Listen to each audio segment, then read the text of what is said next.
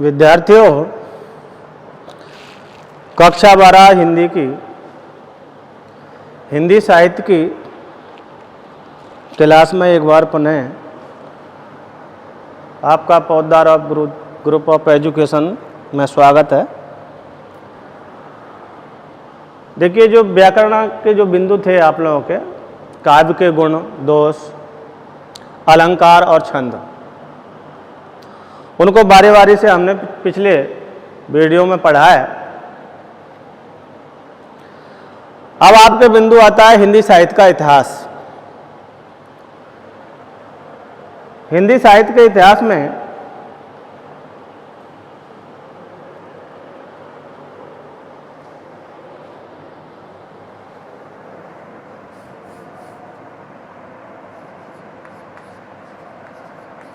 हिंदी साहित्य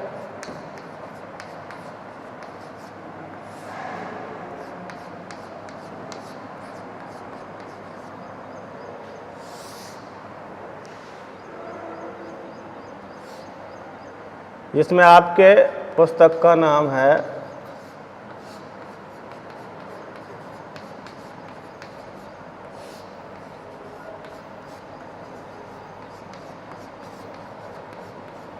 हिंदी साहित्य का इतिहास।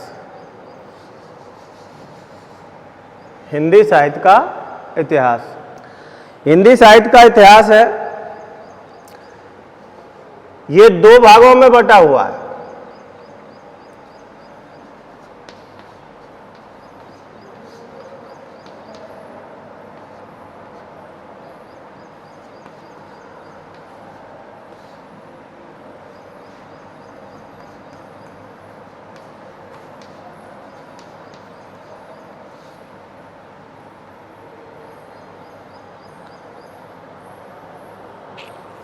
हिंदी साहित्य का जो इतिहास है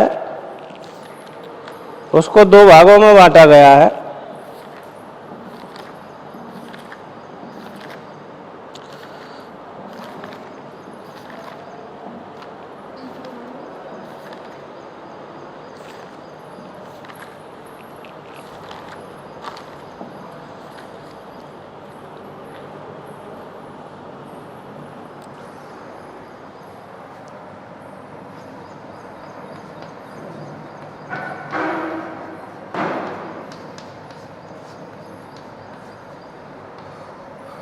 दो भागों में बांटा गया है।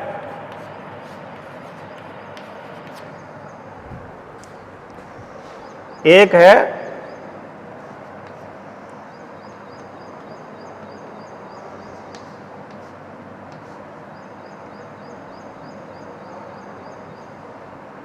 गद्य भाग और दूसरा है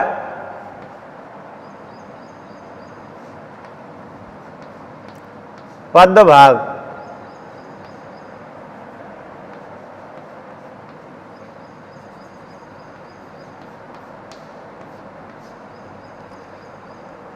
तो इन दो भागों में हिंदी साहित्य के इतिहास को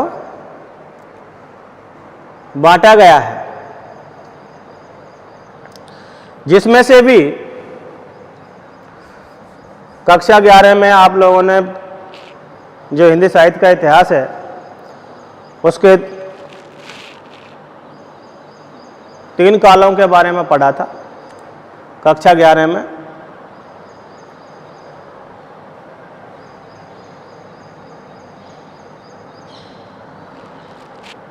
और कक्षा 12 में आपके आधुनिक काल आता है। कौन सा? आधुनिक काल। आधुनिक काल आता है। अब जो आधुनिक काल है, इस आधुनिक काल को भी गद्य और पद्य के क्षेत्र में दो भागों में बांट दिया गया है।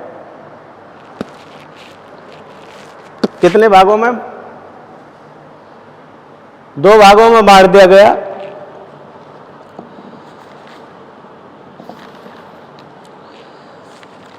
गद्य भाग और पद्य भाग।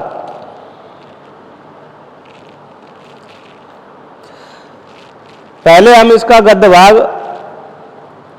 लेकर के चलेंगे।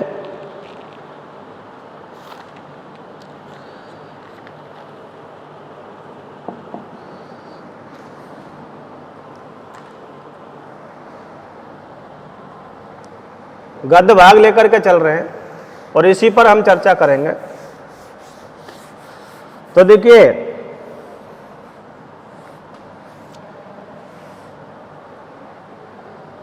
ये एक बहुत बड़ी समस्या है कि भाषा का प्रारंभिक रूप है वो गद्य में प्रारंभ हुआ या फिर पद्य में प्रारंभ हुआ। इसका समाधान आज तक भी विद्वानों पर नहीं हो पाया है कि हिंदी भाषा का जो प्रारंभिक रूप है वो गद्य में प्रारंभ हुआ या पद्य में प्रारंभ हुआ। यह आज तक भी डिसाइड नहीं हो पाया है। गद्य साहित्य हम लेकर के चल रहे हैं।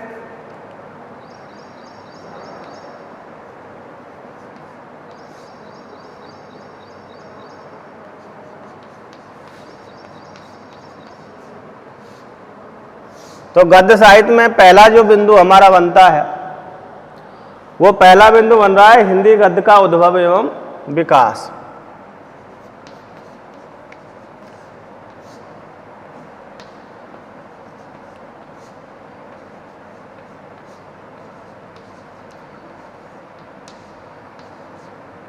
उद्भव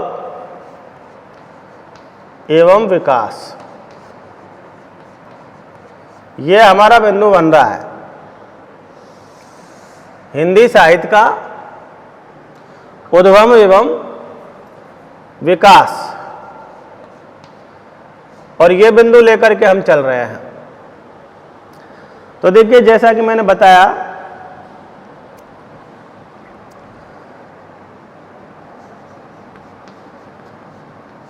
भाषा का प्रारंभिक रूप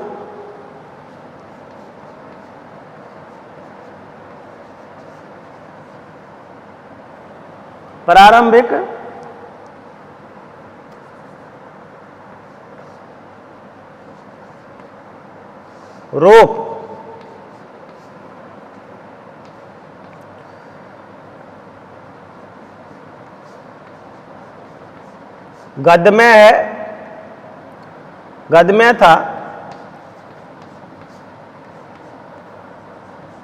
या पद्य में।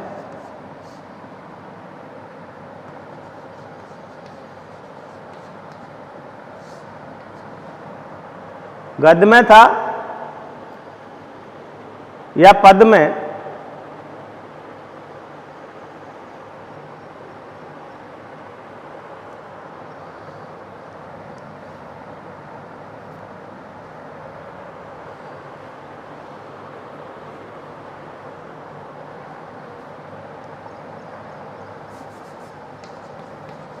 यह है आज तक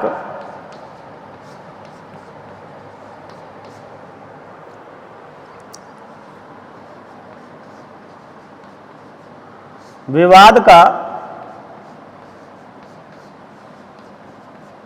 विषय बना हुआ है।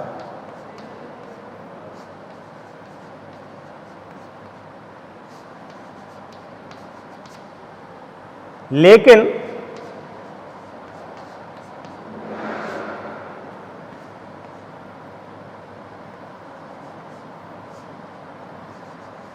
गद्य को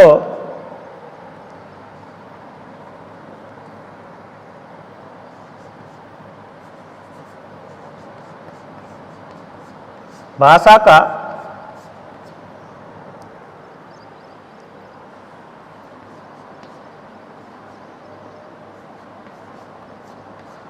प्रारंभिक रूप माना जाता है।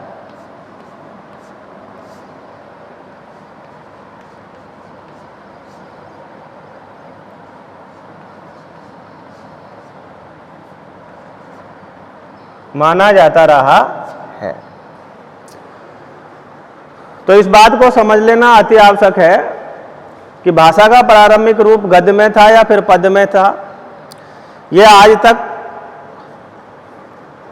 विवाद का विषय बना हुआ है, अर्थात आज तक भी इसका निस्तारण नहीं हो पाया है, यह निष्कर्ष नहीं निकल पाया है कि भाषा का प्रारंभिक रूप गद्य में था अथवा पद्य में था। लेकिन गद्य को भाषा का प्रारंभिक रूप माना जाता रहा है आज तक, और इसी पर हम चर्चा करते हुए आगे बढ़ेंगे। तो देखिए, यहाँ से पैरा हम बदलेंगे और पैरा बदल कर लिखेंगे कि हिंदी भाषा का प्रादुर्भाव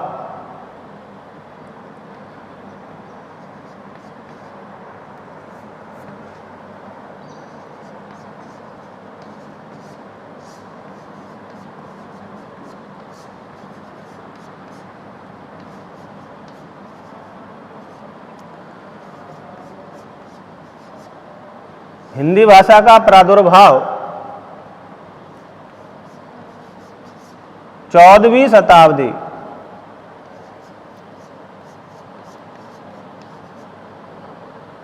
कौन सी 14वीं शताब्दी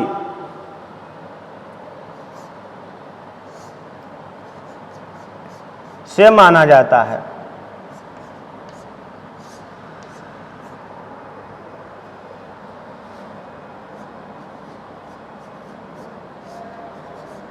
कौन सी शताब्दी से माना जाता है? 14वीं शताब्दी से माना जाता है। नाथों की रचनाओं में कक्षा 11 में आपने इस बिंदु को अच्छे से पढ़ा है, नाथ संप्रदाय को। तो नाथों की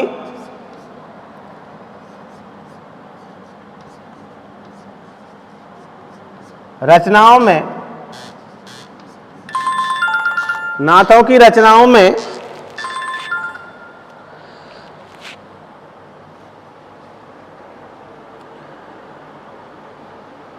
गद्य का प्रारंभिक रूप देखने को मिलता है।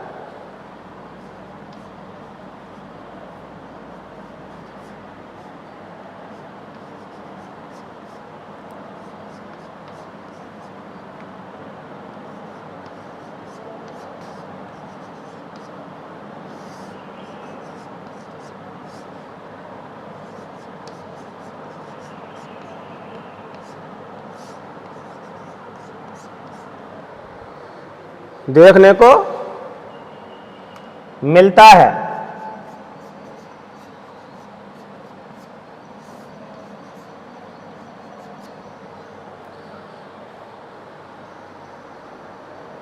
नाथों की रचनाओं में गद्य का प्रारंभिक रूप देखने को मिलता है।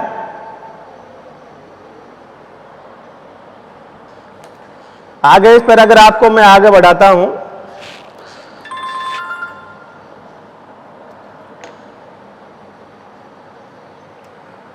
इसको यहां तक आप नोट कर लीजिए, इसका स्क्रीनशॉट मार लीजिए और उसके बाद हम आगे बढ़ते हैं।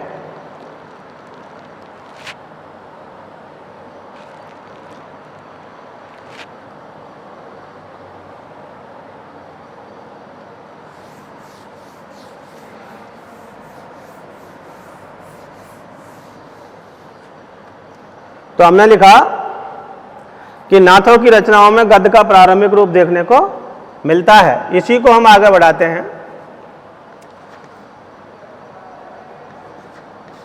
यह रूप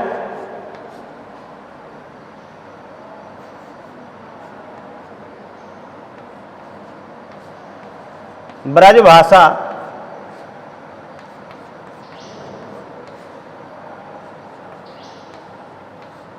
तथा खड़ी बोली में है। कौन सी? ब्रजभाषा तथा खड़ी बोली में है।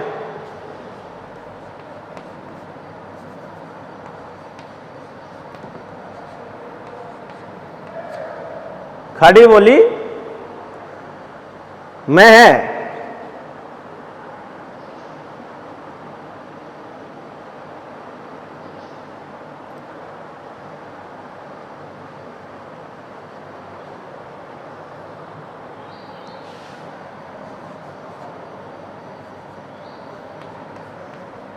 ब्रजभाषा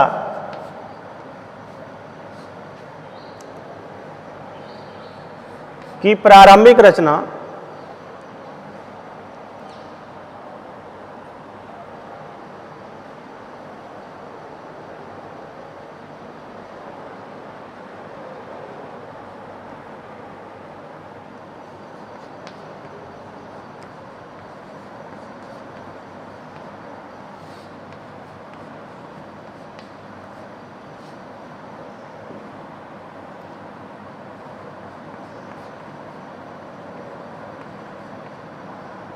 गोरखनाथ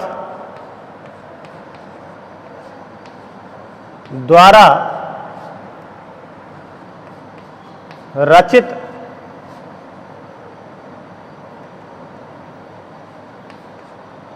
ग्रंथ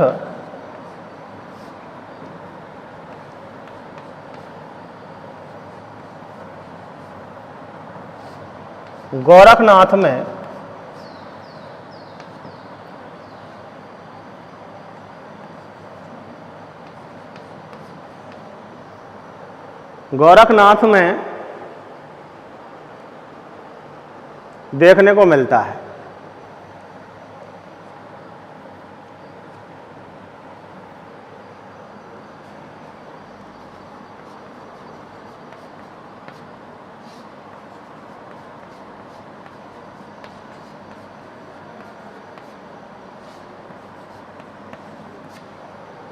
देखने को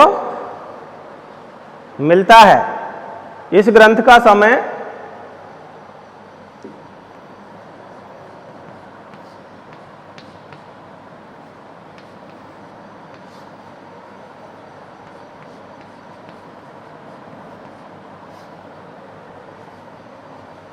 तेरह सौ 50 से 14वीं शताब्दी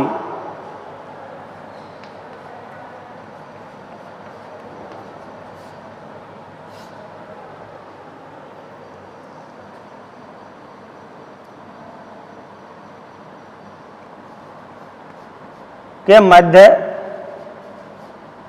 माना जाता है।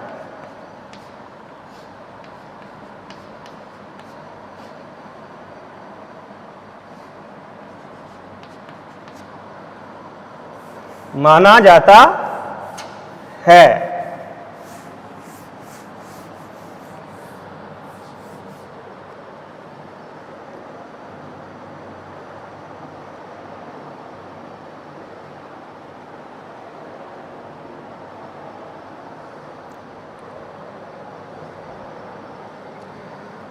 पैरा बदल के लिखेंगे।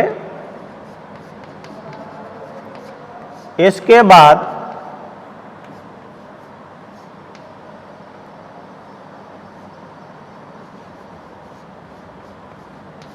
कृष्ण भक्तों ने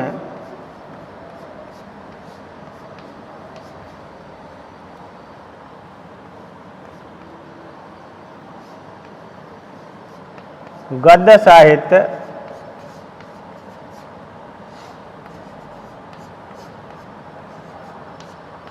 का विकास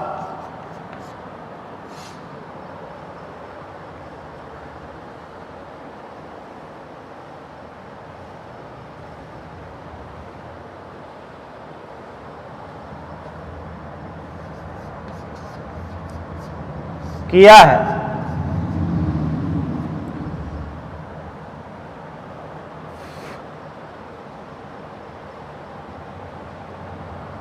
पंडित गोकुलनाथ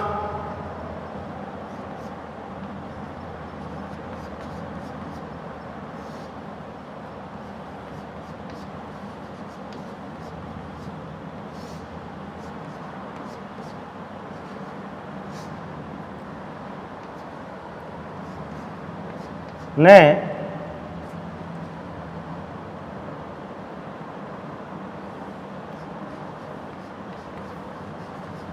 84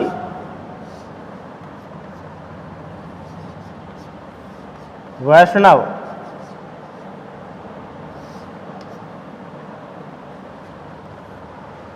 84 वैष्णव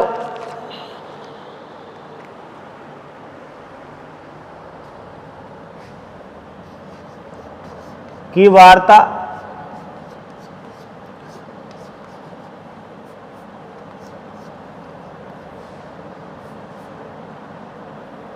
तथा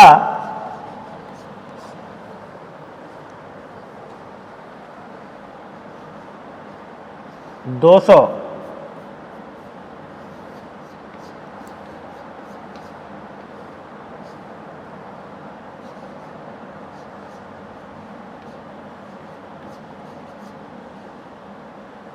वैष्णव की वार्ता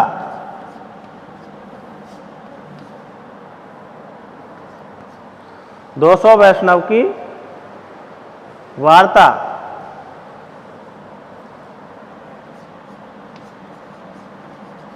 नामक ग्रंथ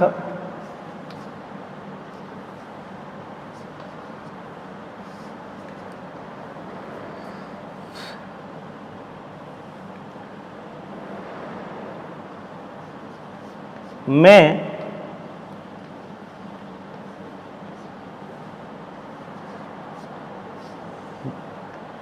गद्य साहित्य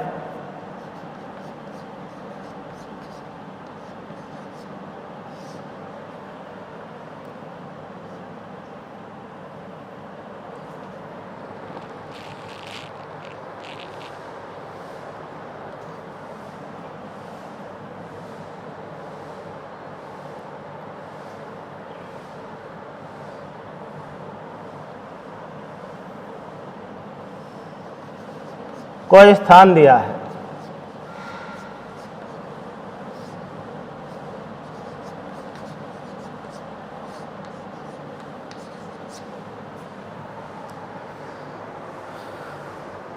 तो देखिए, ये हुआ हमारा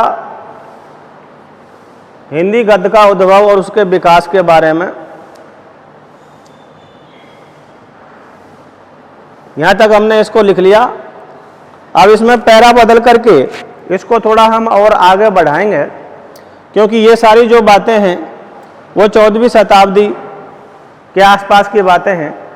आधुनिक काल के बारे में भी इसमें थोड़ा हम कुछ बताना चाहेंगे और लिखाना चाहेंगे। तो यहाँ तक इसका स्क्रीनशॉट मार लीजिए और आगे हम देखते हैं।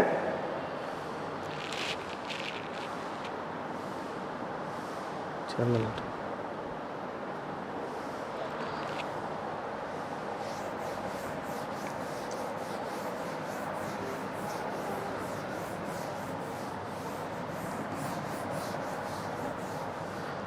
आगे इसमें हम लिखेंगे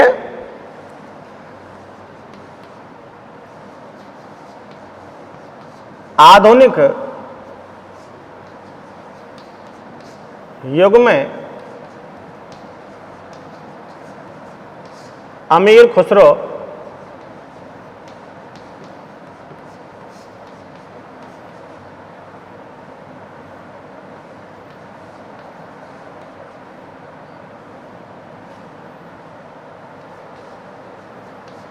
मुकरियों और पहेलियों में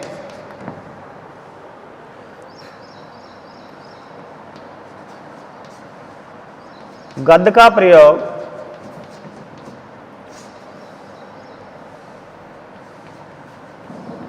किया है।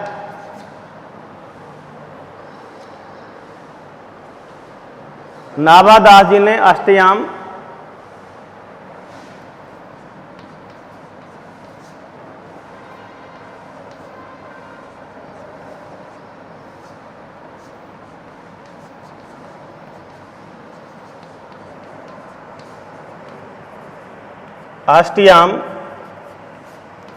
तथा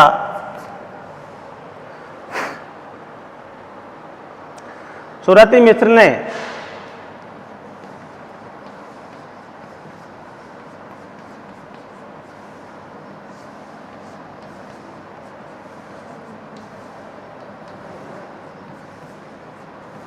बेताल 25सी,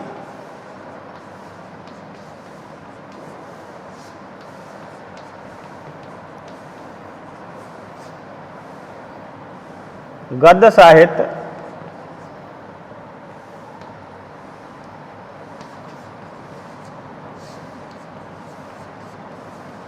लिखा है।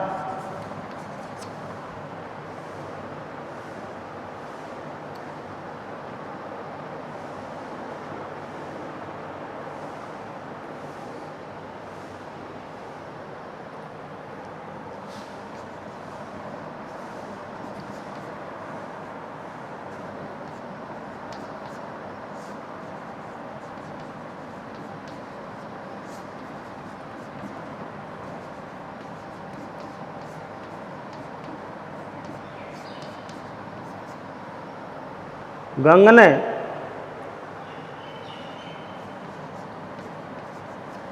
चंद्र छंद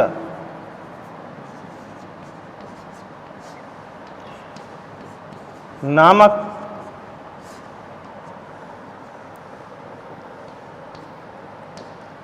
ग्रंथ में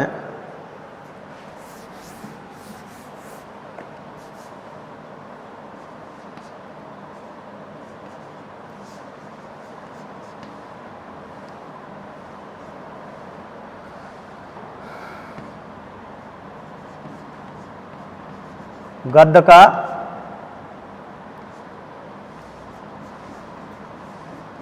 विकास किया है।